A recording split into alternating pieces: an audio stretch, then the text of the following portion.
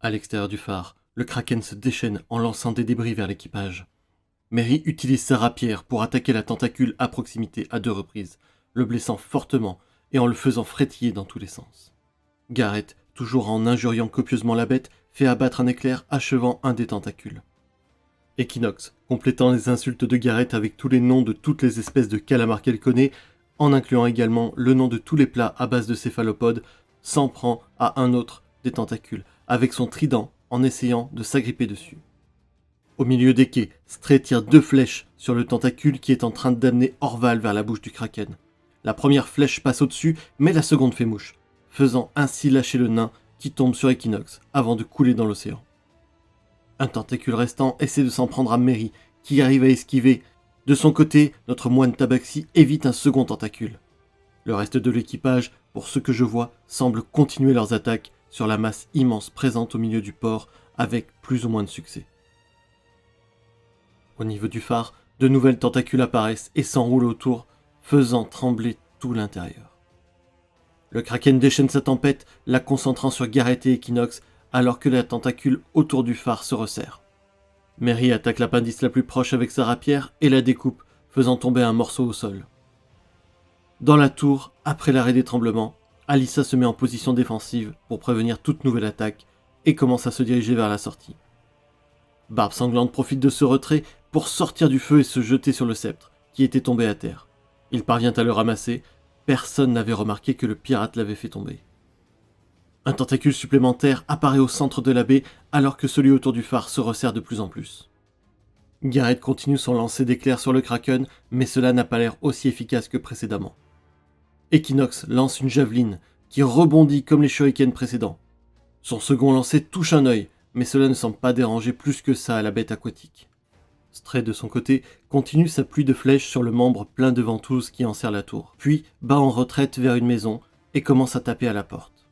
Le kraken commence alors à se rapprocher de la tour et lance des débris sur Stray qui n'arrive pas à l'esquiver. Le choc crée un trou dans la maison, faisant sortir Burl, qui se cachait là. Ce dernier se mit à jurer en orque dans le texte. Kuro, à présent sur la terre ferme, se dirige vers le phare en courant. Peng, quant à lui, vole vers la fenêtre située à côté de moi. Je modifie la position de la boule de feu pour la placer sur le chef des pirates. Cela me permet de dégager une voie vers la sortie du bâtiment.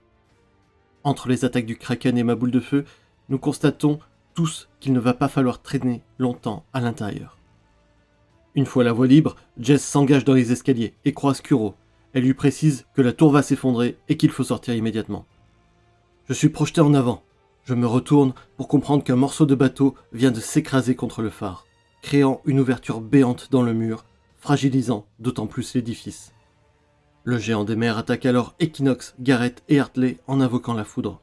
Mary part en direction de la tour, tout en décochant une volée de flèches aux appendices à portée de son arc court. Alyssa m'aide à me relever, avant de me dire qu'elle part rejoindre Jess en dehors du bâtiment, sous-entendant que je devrais faire de même. Barbe Sanglante essaie de sortir des flammes tout en secouant son sceptre qui faisait des étincelles bleues. Le kraken desserre alors complètement son étreinte autour du phare avant de reculer. Garrett et Equinox s'élancent sur l'eau dans notre direction tout en faisant de grands signes à Orval en lui désignant le canon le plus proche.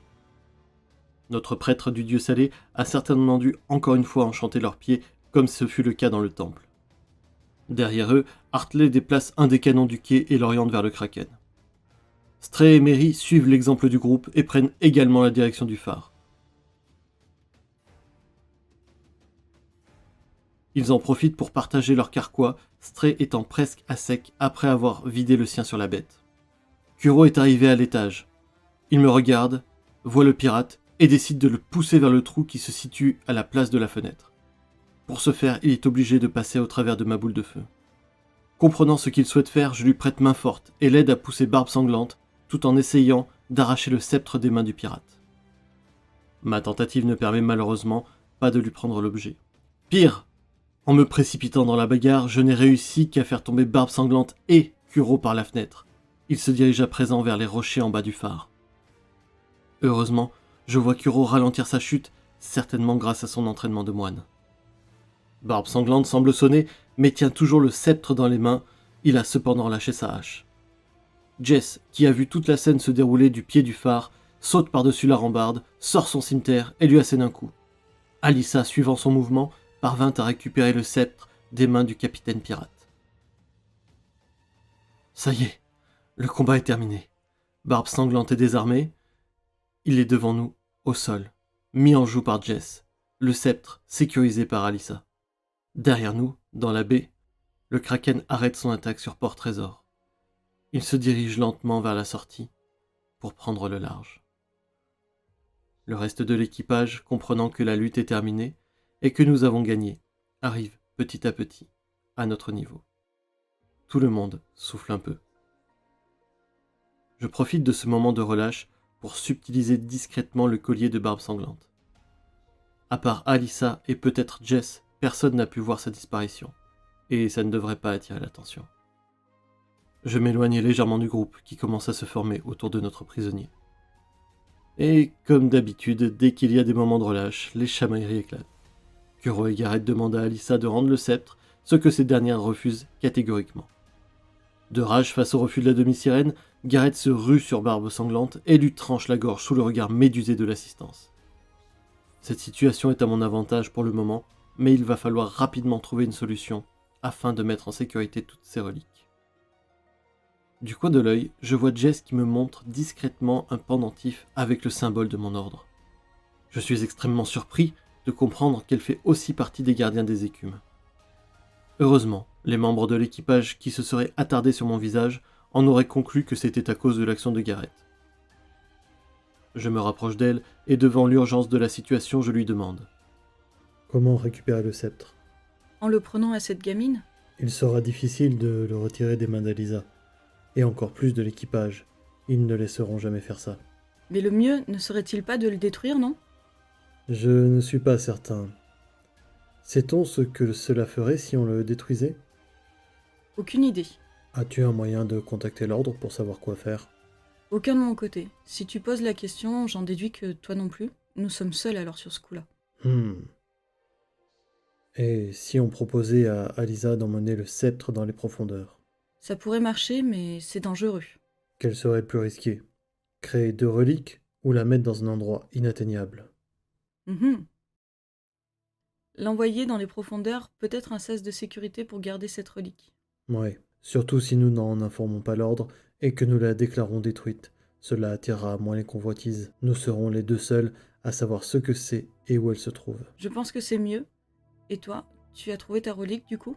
Oui, c'est bon. Que vas-tu faire maintenant ? Je vais expliquer à l'équipage que le sceptre n'était qu'une partie de ma quête et que je continue mon chemin. Je vois. Bon, je vais m'occuper de parler à Alyssa. De ton côté, occupe-toi de l'équipage de manière à ce qu'il ne vienne pas nous déranger pendant que je lui explique le plan. Ok, faisons comme ça, Jess. Je pense que c'est le mieux. Nous nous séparons au moment où Mary s'approche en posant un nombre impressionnant de questions à la minute. Questions que je prends soin d'éviter. Au pied du phare, assis au bord de l'eau, Kuro regarde l'océan d'un air triste. Gareth, qui arrive dans son dos, s'exclame. Les kraken, hein ? En le poussant joyeusement à l'eau.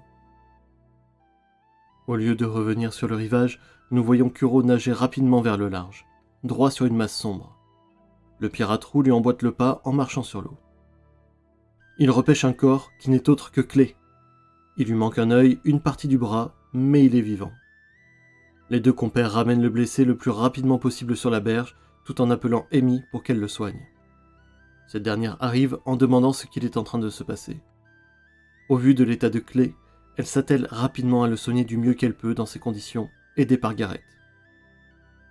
Une fois Clé stabilisée, je tire Gareth à l'écart pour lui expliquer la situation. Il écoute ce que j'ai à dire calmement. Je lui résume notre plan pour le sceptre, afin qu'il soit un appui au cas où l'équipage ne serait pas d'accord pour le laisser à Alyssa. Je conclus. Merci d'accepter de m'aider. Mais si ce n'est pas indiscret, que souhaites-tu faire à présent pour les kraken ? Les détruire. Dans la mesure du possible. Sais-tu combien il y en a ?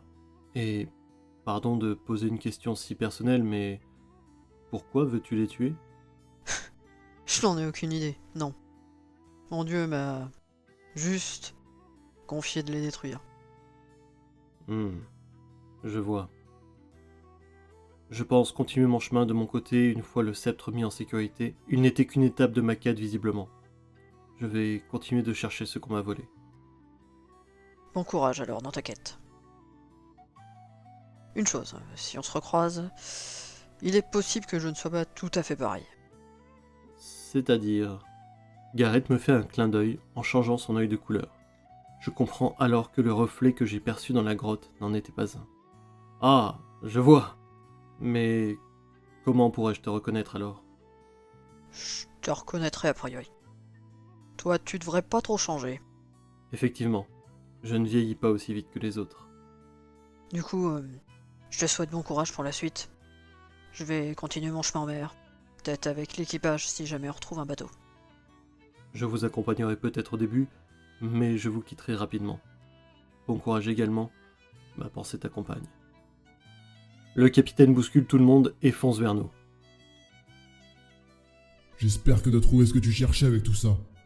On ne veut plus jamais revoir ça à Port-Trésor. Et j'espère que tu vas nous aider pour réparer le bateau. Alors déjà, je ne suis pas responsable de la perte du bateau, et j'ai déjà payé pour ma traversée. Ouais, c'est vrai. Mais je ne veux plus jamais te revoir par ici. Le sentiment n'est pas réciproque, mais je comprends. À côté de nous, Kuro explique à Alyssa la situation avec Manzo et Kung Fu, et qu'il comprend que le Kraken était contrôlé. Et même s'il est en colère contre lui, il ne veut pas le tuer, juste discuter. Il a besoin de se recentrer sur sa quête première, trouver son dragon. Le tabaxi continue en expliquant que Gong Fu a disparu du monastère il y a longtemps. Ce dragon, d'après les dires de notre moine, est capable de manipuler la météo, en particulier la pluie. Il espère que le Kraken saura s'il y a eu ce genre d'événement il y a quelques siècles, à supposer que les Kraken vivent aussi longtemps. Il nous explique alors qu'il va quitter l'équipage pour continuer ses recherches. Gareth tout saute alors dans sa barbe quelque chose qui ressemble à « Xiste pas ». La demi-sirène acquiesce mais précise. Je ne vous serai d'aucune aide. Je ne sens plus la présence de Kraki. Kuro renchérit. Avec ou sans toi, je vais le traquer. Avec Gareth. Ça ne va pas être possible. Il se dirigeait vers un endroit où personne ne doit aller. Ça va pas nous empêcher d'y aller, ça. Dans ce cas, je vais vous accompagner. Déjà pour pouvoir parler au Kraken, et ensuite pour empêcher Gareth de faire n'importe quoi. Stray se joint à la conversation, ajoutant en souriant légèrement. Je ne pense pas que retrouver le Kraken soit vraiment nécessaire. Barbe Sanglante est mort, et je ne me sens pas spécialement mieux, mais je serais ravi de t'aider pour tes dragons. Dans le pire des cas, commençons par les dragons, et voyons le Kraken après. L'équipage se regarde une dernière fois. Equinox, Mistral, Orval, Stray, Kuro, Hartley, Amy, Mary, Alyssa, Gareth, Verda, Addison, Burl et moi, commémorant la mémoire des morts. Winter, Dosia et Trip, ainsi qu'Ina, portée disparue. Chacun finit par prendre une direction. J'étais à présent en destination inconnue, avec une jeune demi-sirène d'environ 90 ans, un tabaxi qui croit au dragon, un féral amateur de cuisine, et un prêtre du dieu salé, de nature changeante. Je m'arrête sur le ponton, fais demi-tour, me dirige vers le capitaine, et je me plante devant lui. Je laisse passer quelques secondes, avant de lui promettre de revenir avec les autres rapidement. Le capitaine pose sa main sur ma tête, me souhaite bonne chance. J'ai l'impression qu'il souriait.